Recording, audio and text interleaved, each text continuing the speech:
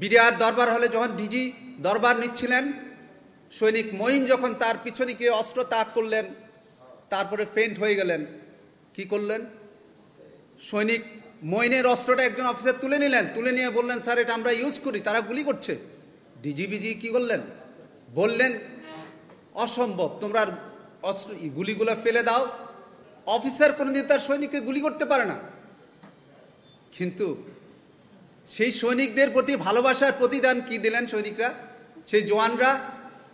ডিজিকে হত্যা করলেন, ডিজি ম্যাডামকে হত্যা করলেন, ডিজির বাসায় আগত মেহমান এবং তার স্ত্রীকে হত্যা করলেন, এমনকি কাজের মেয়েও সেদিন রেহাই পায়নি সেই হত্যাকাণ্ড থেকে। 27 জন অফিসারকে হত্যা করলেন। এটাই কি ডিজির ভালোবাসার প্রতিদান?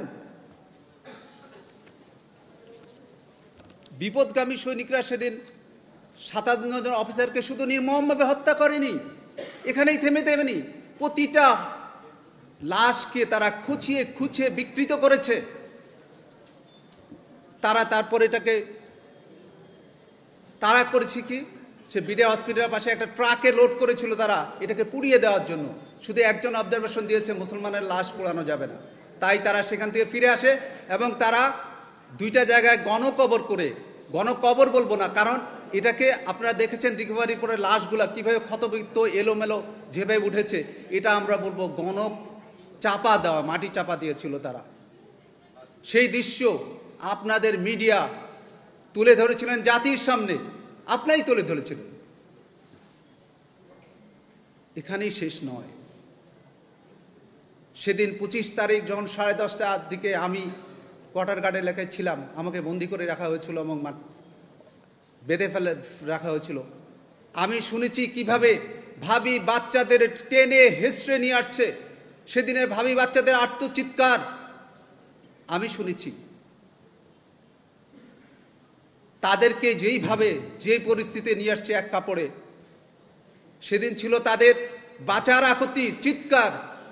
18 কোটি বাংলাদেশের মানুষ, একটি মানুষও সেদিন এগিয়ে আসেনি তাদেরকে রক্ষা করতে। চরম অত্যাচারিতভাবে তারা তাদেরকে এনে কি করলেন, ছোট ছোট কুঠিরের মধ্যে বন্দি করে রাখলেন।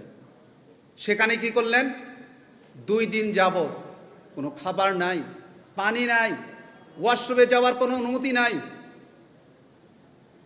এবং প্রতি মুহূর্তে মেরে ফেলার হুমকি। সেই দৃশ্য আমরা জানি, বাইরের মানুষ জানে না। সেদিন দেখেছি বন্দী যারা ছিল তাদের চিৎকার, তাদের রক্ত, একজনকে দেখলাম রক্ত এদিক দিয়ে বের হয়ে যাচ্ছে।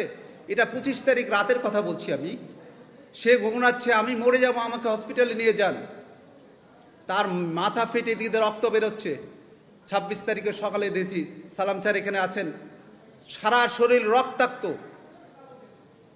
হায়রে সভ্য পৃথিবী, এই আহত মানুষগুলোকেও সেদিন হসপিটালে যেতে দেয়নি। হসপিটালে যাওয়া দূরের কথা, 1 ফোঁটা পানি পর্যন্ত দেয়নি। এই অত্যাচারের কাহিনী আসলে সারা রাত দিন বললে শেষ হবে না। আমরা যা দেখেছি